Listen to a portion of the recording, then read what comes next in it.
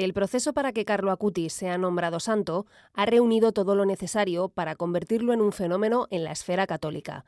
Un chico joven, con maña para la tecnología, una historia cargada de mensaje y simbología, y unas imágenes muy potentes tras el fallecimiento del joven que han conseguido que su figura conecte de una manera cuanto menos sorprendente.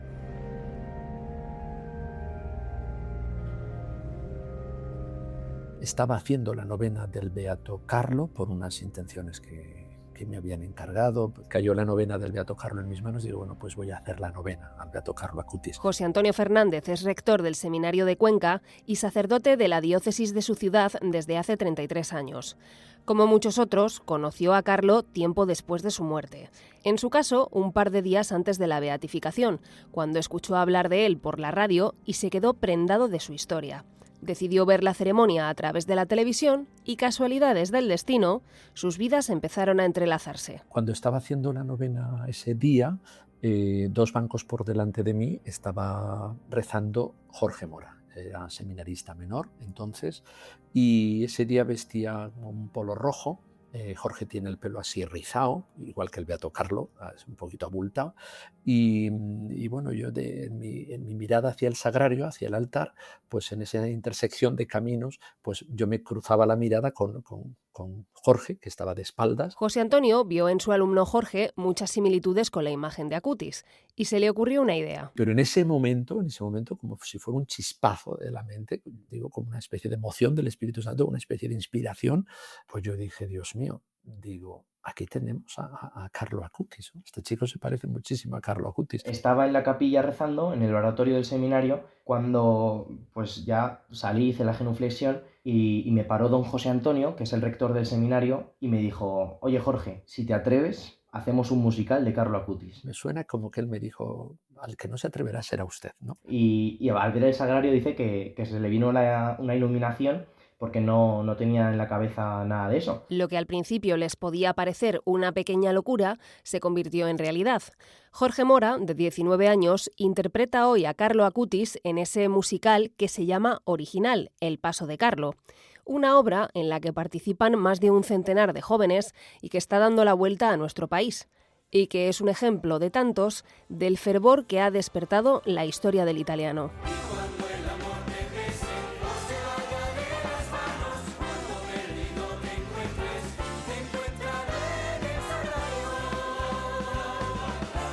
Carlo Acutis, el santo milenial. Episodio 3. El fenómeno Acutis.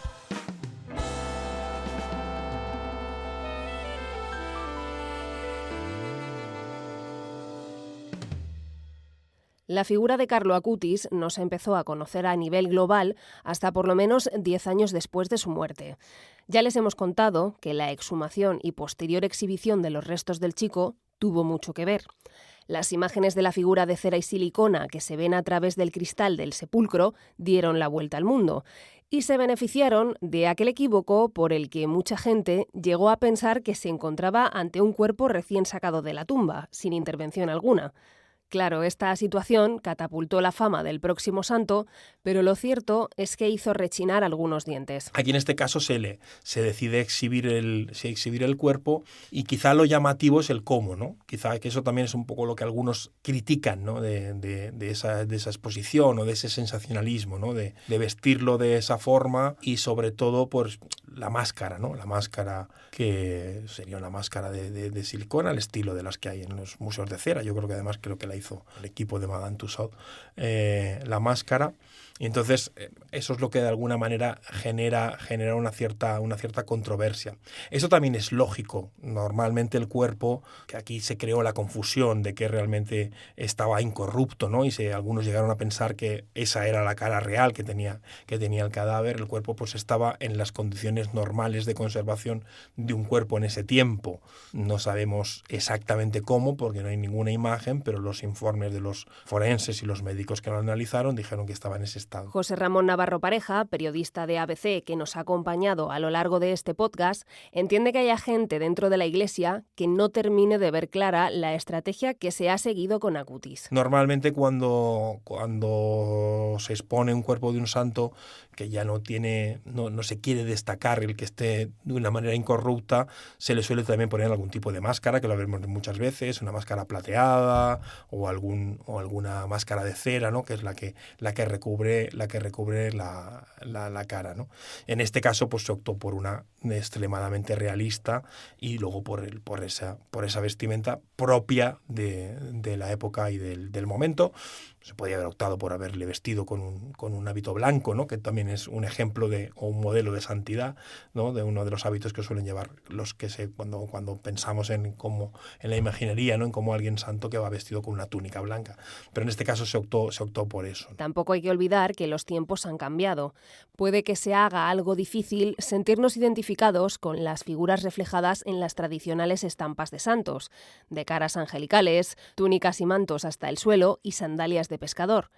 Si hablamos de que la Iglesia ya no cala como antaño, pues es obvio que está buscando formas distintas de acceder a nuevos fieles. Si se analiza desde el punto de vista estratégico, ese del que se encarga el experto en marketing religioso Carlos Luna, el trabajo hecho con Acutis ha tenido una intencionalidad positiva. Un santo que viste zapatillas que me las puedo haber comprado yo 2 años antes, o 3, o reediten ahora esa edición de zapatillas, eso es fantástico. Eso es fantástico porque me siento identificado con él, ¿no? Porque el joven de hoy dice, es que se viste lo mismo que yo. Y eso es muy importante, porque no se nos tiene que olvidar, en las estampitas, en las imágenes que tenemos religiosas, son vestimentas de la época. Y eso me aleja, ¿no? Cuando aparece tal santo con un hábito, con una túnica, con la vestimenta del siglo, tal, eso me aleja, no me siento identificado con él. Ahora bien, si se dan cuenta, llevamos un buen rato hablando de la imagen literal de Carlo. Pero ¿y qué hay del mensaje? Porque en realidad es lo importante de un santo. Su obra, el legado que deja, cómo se comportó en vida y cuáles son las enseñanzas que debe seguir un cristiano. Y aquí José Ramón plantea una duda más que razonable. Luego también hay una crítica un poco al sensacionalismo, ¿no? También hay sectores que critican pues eso, la manera en la que está expuesto el hecho de haber encumbrado a un chaval que tampoco, bueno, que vive una cierta fama de santidad, pero que tampoco hizo cosas absolutamente excepcionales, ¿no?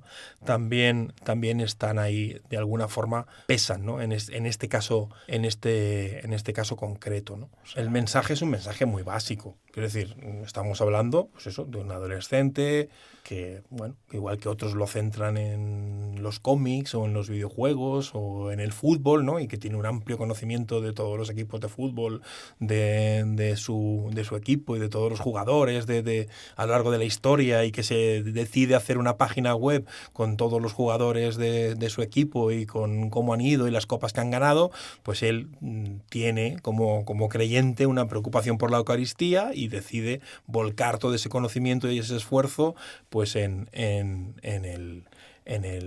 los milagros eucarísticos, en visitar esos lugares, en que su familia le lleve y en crear esa página web, ¿no? O sea, el proceso es muy parecido. Entonces, en ese sentido, visto desde una perspectiva de comparación con vida de otros santos, pues bueno, es un mensaje, vamos a decir, simple, ¿no? Es un mensaje que no tiene excesiva complejidad, ¿no? Y en este caso, pues el hecho de la imagen y el cómo se le ha presentado, pues yo creo que lo que ha hecho es acudir hacia esa figura. Si ese era el objetivo, desde luego que lo han conseguido, ¿no?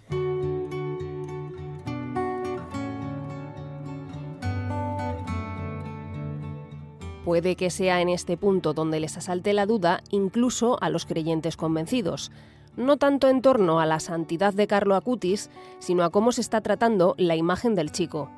Si acaso no se está olvidando que aquí deberíamos estar hablando de una persona excepcional para la Iglesia y no tanto de alguien que al final podría parecernos un producto.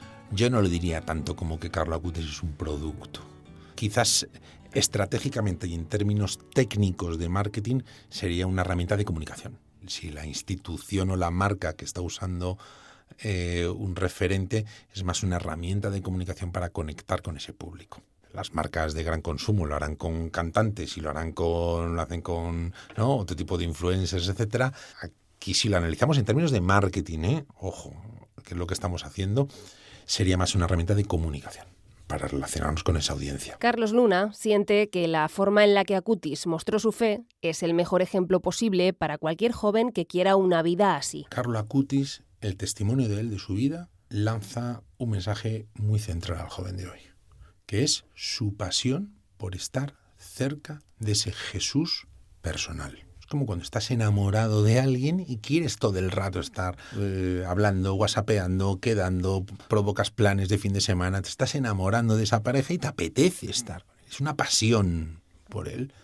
Pues yo creo que lo que Carlo Acutis y todo este proceso dice a los jóvenes de hoy es: siente pasión por Jesús de Nazaret. Siente pasión por tener una relación estrecha, íntima y personal. Por tanto, si el ejemplo de Carlo es bueno, ¿por qué no mostrarlo al mundo entero?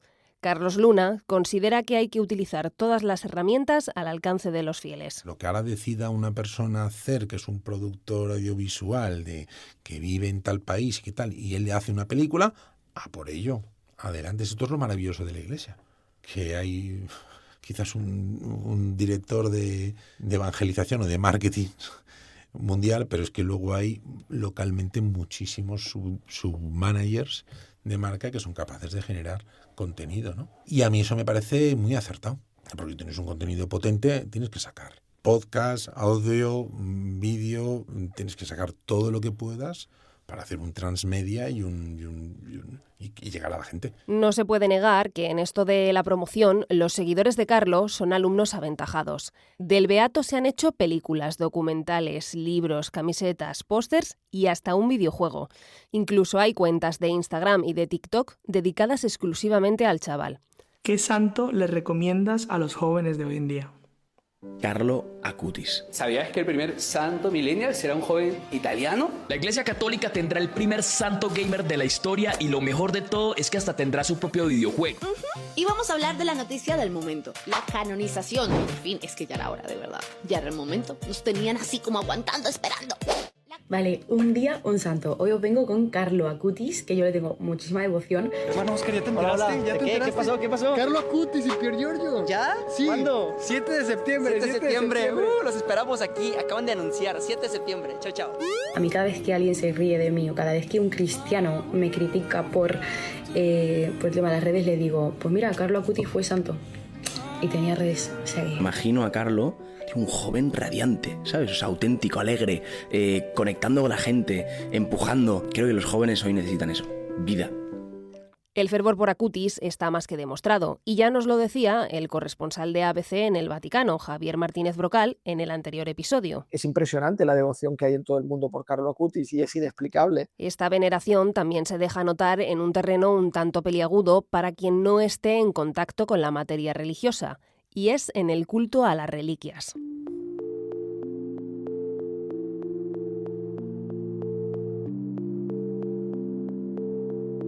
Como ya les contamos en el primer episodio, uno de los ritos que deben llevarse a cabo durante un procedimiento de canonización es la exhumación del cuerpo.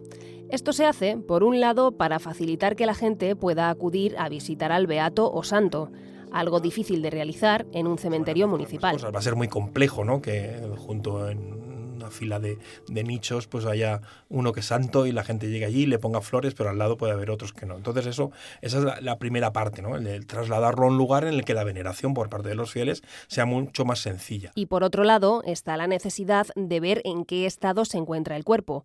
Si estuviera en estado incorrupto, casi como cuando fue enterrado, ya sería un milagro en sí mismo. Pero la realidad es que los años no pasan en balde, ni siquiera para los futuros santos. Y no solo eso. Se hace también un análisis de cómo está el cuerpo. También se comprueba, en el caso de que pudiera haber alguna duda, de que realmente el cuerpo se corresponde con la persona que se va a canonizar y que en ese periodo de tiempo pues no ha habido ningún intercambio o ha habido un error. Se pensaba que estaba enterrado en ese lugar y finalmente no estaba ahí, ¿no? Entonces se hace todo ese proceso y normalmente sí que se hace un mínimo proceso de conservación. Una vez hechas las comprobaciones pertinentes, toca llevar a cabo la parte complicada. Hay que extraer determinados órganos o fragmentos del cuerpo que serán considerados desde entonces reliquias del santo. Se extraen esas reliquias que se van a utilizar tanto en la ceremonia de beatificación como de canonización, que se hacen presentes esas reliquias, que suelen ser pequeños trozos de hueso, de cabello, de lo que en esos momentos se conserve ahí, o que incluso también se van a utilizar para enviar a determinados lugares, ¿no? Todos los altares consagrados del mundo tienen una pequeña reliquia, ¿no? Cuando el sacerdote inicia la misa y besa el altar, lo que está besando es el lugar en el que está insertada esa reliquia de algún santo. Actualmente, el número de reliquias de Carlo Acutis se cifran en unas 2000. Tenemos dudas de que un cuerpo dé tanto de sí, por muy santificado que esté.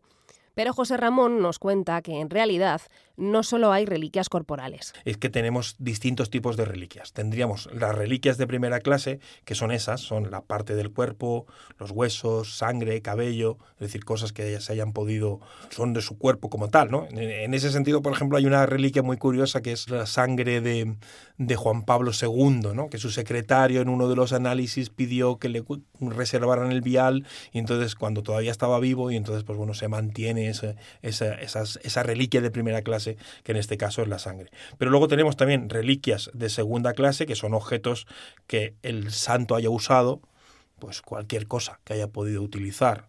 Un santo como San Francisco pues debe quedar muy poco de lo que usó, porque vivía en la pobreza y queda pues si utilizó una determinada alba para revestirse un día o el hábito que llevaba. Pero de los actuales pues hay muchísimas, toda la ropa que hayan usado, los libros que pudieran tener, los rosarios que utilizaban para rezar, hasta en el caso de Acutis, pues probablemente los pósters que pudiera tener en las imágenes que pudiera tener en su habitación, ¿no? Eso serían reliquias de segunda clase. Y luego tendríamos las reliquias de tercera clase, que son objetos que han tocado una de las reliquias de primera o de segunda, es decir, pues un trozo de tela o un rosario que alguien ha llevado hasta esa reliquia y lo ha tocado, y entonces se convertía en una reliquia de tercera clase. Entonces esto hace que proliferen ya muchos más, y de hecho, claro que estas reliquias de tercera clase podrían llegar ya a ser infinitas, ¿no? En el caso de Carlo Acutis, siguiendo esta lógica, las camisetas que tuviera de su equipo de fútbol, el Milán, podrían convertirse en una reliquia venerada por los católicos. También su consola o su ordenador. Claro, ver un portátil o un teléfono móvil como un elemento que venerar se hace algo raro. Pero hay que comprender la importancia de las reliquias en su contexto.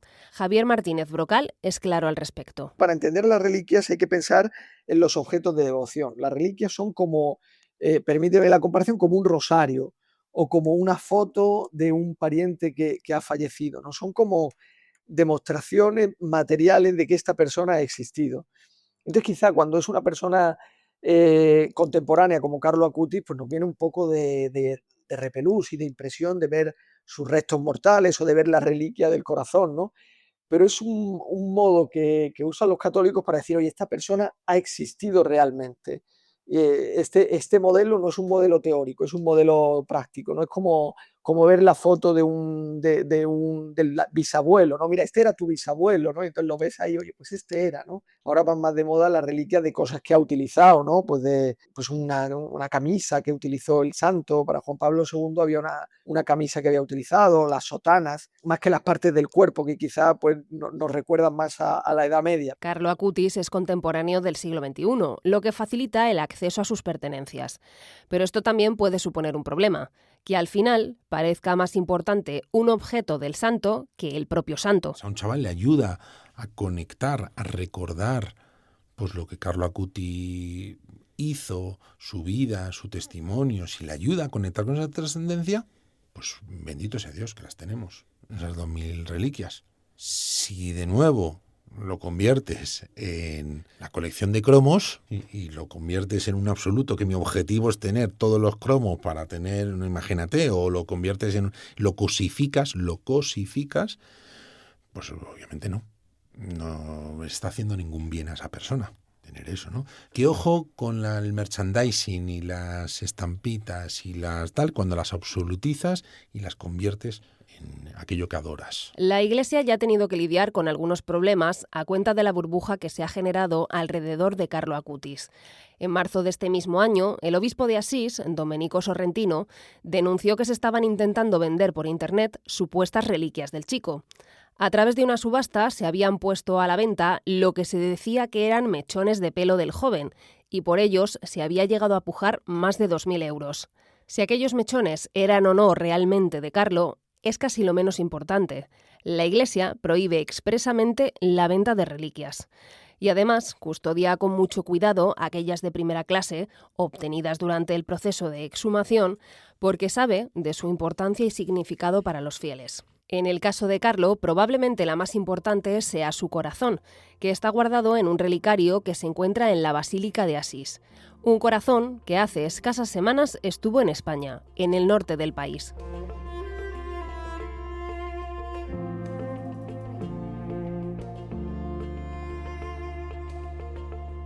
Se vivió todo como con mucha solemnidad, pero al mismo tiempo, con mucha expectación y bueno, sentirnos realmente privilegiados por poder tener esa reliquia de ese gran santo y además siendo únicos, porque nunca había estado esa reliquia en España. Y bueno, pues era un verdadero privilegio. Del 4 al 6 de julio, el santuario de Nuestra Señora de Covadonga, en Asturias, fue escenario de la segunda jornada eucarística mariana juvenil. Es una jornada para que los jóvenes puedan tener un momento de presencia con Jesús en la Eucaristía, de reconocer que Dios está vivo y presente en la Eucaristía de la mano de nuestra Madre, ¿no? Que como es así la Virgen, como buena madre, pues siempre nos lleva a Jesús. Allí estuvo Beatriz Fra, una joven de 26 años, voluntaria de esta jornada, cuyo lema era «Os daré un corazón nuevo». Y en torno a ese concepto surgió la idea de traer la reliquia más importante del futuro santo. Los voluntarios hicieron como un pastillito, por así decir, ¿no? Una cadena humana para recibir al coche donde llevaba la reliquia. La recepción del corazón de Carlo Acutis fue un momento muy especial. Yo creo, que fue determinante en la jornada, porque tener una reliquia de ese nivel, ¿no? O sea, que no es una reliquia de segundo grado, o sea, que es el corazón de Carlo Acutis, con lo que significa eso en una jornada eucarística con un chico que ha dedicado su vida a los milagros eucarísticos, y además el lema de la jornada era «Os daré un corazón nuevo», ¿no? O sea, como me parece que providencialmente todo estaba muy unido. Beatriz nos cuenta que en las jornadas han participado más de 1.700 jóvenes. Muchos conocen la historia de Carlo y, según cuenta, se ven reflejados en su historia, lo que les anima en su propio recorrido por la fe. ¿Cómo lo vivió? ¿Cómo supo seguir a Jesucristo en medio del mundo y con las circunstancias que muchos de nosotros estamos envueltos?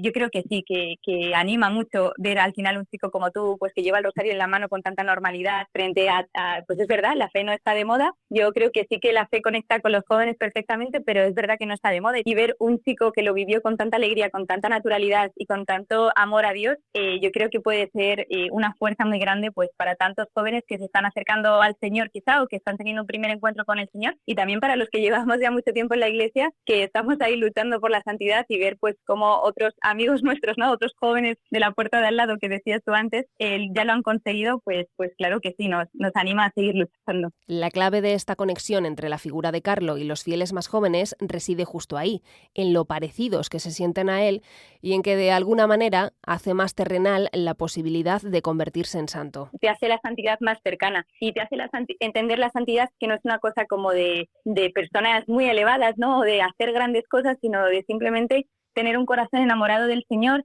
de saber acoger todos los regalos que Él nos da, como es la Eucaristía, donde Cristo está presente y deja que todos los días le podamos recibir y podamos tener una relación personal con Él. Entonces, ver un chico de nuestra edad que ha estado pues con las mismas cosas que tenemos nosotros alrededor, ¿no? Pues con el móvil, en internet, pero al mismo tiempo haciendo un buen uso de ello, ¿no? Pues te acerca al cielo y te da mucha esperanza, porque dices, jolín, si él ha podido, pues yo también puedo, ¿no? La historia de Carlo Acutis tiene tirón entre los jóvenes católicos, y prueba de ello es la recepción de su corazón en esta jornada eucarística. Pero no es el único ejemplo.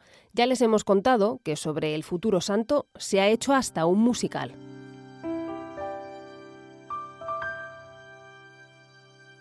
Somos un elenco de 140 personas y en la mayoría somos jóvenes, sí. Hay también niños de hasta 8 años, hay un grupo de 11 y adolescentes pues hay un montón, jóvenes hay un montón. Entre 16 y 25 años hay a lo mejor 30 o 40 personas, porque también cuento a los músicos y al cuerpo de baile, que también son jóvenes la mayoría. ¿Quién decide quiénes somos? Si de un sueño se tratase y de pronto frente a mí todo estuviera al alcance. Soy Jorge Mora, conquense, y tengo 19 años y estoy estudiando en el seminario. Estoy en el segundo año del seminario mayor. Soy el protagonista de ese musical original, El paso de Carlo. Interpreto al beato Carlo Acutis. Cuando el rector del seminario de Cuenca en el que estudia Jorge le ofreció interpretar a Carlo Acutis en un musical, el chico no se lo pensó dos veces. Había conocido la historia del beato en una novena de su ciudad y le gustaba el mensaje que transmitía. Lo que más destaco de Carlo es su sencillez y su ver lo pequeño, su centrarse en lo pequeño, porque es en lo pequeño donde está Dios, ¿no? Ya lo dice el Evangelio. Te doy gracias, Padre, porque has revelado estas cosas a los pequeños. Pues en el fondo lo que el musical pretende contar es la historia de un santo de nuestros días que al mismo tiempo esté invitando a esa persona que ve y que escucha lo que escucha en el musical, a ser así también, es decir, a ser buen amigo de Jesús y a llevar un mensaje, el mensaje de que hoy en día, con estas circunstancias en las que vivimos, es posible ser santo. José Antonio es ese rector y también productor del musical. Él vio en la figura de Carlo Acutis una oportunidad de llegar a los jóvenes de su provincia y de otros puntos de España con un mensaje más llamativo. Los jóvenes buscan a los jóvenes. El joven a la persona mayor pues quizá nos quiere para un determinado consejo, para un determinado momento, pero el joven le gusta rodearse de jóvenes. Entonces, yo creo que lo que les mueve a los jóvenes es el ejemplo de otro joven. Este joven ha llegado a la meta, este joven ha sido amigo de Jesús, yo también quiero ser como este joven. Si él pudo, yo también puedo. Yo creo que es un mensaje como muy fuerte, como muy potente, como muy directo. Desde fuera, la apuesta puede parecer cuanto menos arriesgada, pero José Antonio está muy contento con el resultado. Yo he visto llorar a chavales de 11, 12 y 13 años al salir del musical, emocionados, impactados por la figura de Carlo Acutis. Recuerdo, por ejemplo, un joven que se me acercó, que había perdido ese joven una hermana con 6 años la semana anterior. Y entonces, claro, pues él estaba impactado porque es algo muy duro, ¿verdad? Y me dijo, gracias, porque en el musical he visto dónde está ahora mi hermana. Y esto es algo que a mí también me consuela, porque en el musical no van a ver a un joven conquense o no van a ver a 140 jóvenes allí haciendo un paripé, no. En el musical van a encontrarse con Jesucristo. Director y actor principal coinciden en el poder de atracción que tiene la historia del joven beato. Y es que al final sus reflexiones coinciden con todas las que hemos escuchado hasta ahora. Es cierto que es mucho más fácil al joven de hoy conocer la historia del joven beato Carlo que al joven de hace unos siglos conocer la historia del joven San Luis Gonzaga, ¿sabes? Entonces, es que lo tienen ahí, lo tienen en el móvil, lo tienen en el ordenador y entonces eso cautiva, ¿no? Es un ejemplo que cautiva, es que tú ves los vídeos, las fotos de Carlo y es que dices, bueno, pues es que es un muchacho de mis días, es un muchacho de mis tiempos, que tenía su ordenador portátil, que tenía una web donde colgaba los milagros eucarísticos, o sea que es algo pues muy cercano, ¿no? El beato Carlo Acutis es alguien que pone el listón muy alto y a la vez muy cercano. Muy alto porque el listón de la santidad es algo que, vamos, no hay cosa más grande, ¿no? Pero muy cercano porque lo hace en lo cotidiano, en lo pequeño. Entonces yo creo que el impacto de los jóvenes ha sido, jolín, yo es que también puedo ser santo poniendo la mesa, también puedo ser santo yendo a clase, también puedo ser santo teniendo Facebook, Instagram, también puedo ser santo viendo películas pues con mi perro, yo qué sé. Así que yo creo que la clave del beato Carlo Acutis es que es un héroe en lo pequeño. He de confesar que la primera vez que escuché hablar de Carlo Acutis, pues sentí un poco de envidia, ¿no? Un chico de 15 años que ya es beato, jolín. Y me dio envidia de yo también quiero ser santa con 23 años, que son los que tengo ahora, pues quiero ser santa ya y no esperarme toda la vida para ser santa, sino ser santa ya. Laura Esteban forma parte del elenco del musical y coincide con las reflexiones de sus compañeros. Gracias a Carlo, la posibilidad de ser santo, algo muy presente en la vida de estos chavales, ya no suena tan lejana. Les queda al alcance de la mano. Nos han pintado muchos años la santidad como la perfección. Y la santidad es dejarse mirar por Jesús y que te y que te transforme. Y eso es lo que hizo Carlo, ¿no? Y entonces los jóvenes nos hemos dado cuenta de esto y hemos dicho, jolín, que solamente me tengo que dejar mirar por Jesús, que no tengo que hacer nada más, que si la cago, que si hago una liada, pues me dejo mirar por Jesús, acudo a Él, al sacramento de la confesión y vuelvo a empezar. Entonces es como tan liberador, ¿no? La figura de Carlo y que nos enseña esto de mirar a Jesús Eucaristía y dejarnos transformar por Él. Entonces es como yo creo que ha sido una llamada de atención a que lo único que tienes que hacer en tu vida es estar con Jesús, que no tienes que hacer nada más para ir al cielo, que es estar con Jesús, dejarte mirar por Él y dejarte salvar por Él. Y ya está. Y tus fuerzas ponlas al servicio de Jesús cuando le mires y hará cosas maravillosas como hizo con Carlo, ¿no? Llegados a este punto del podcast, puede que hayamos dado con la clave. Juventud, cercanía y sencillez.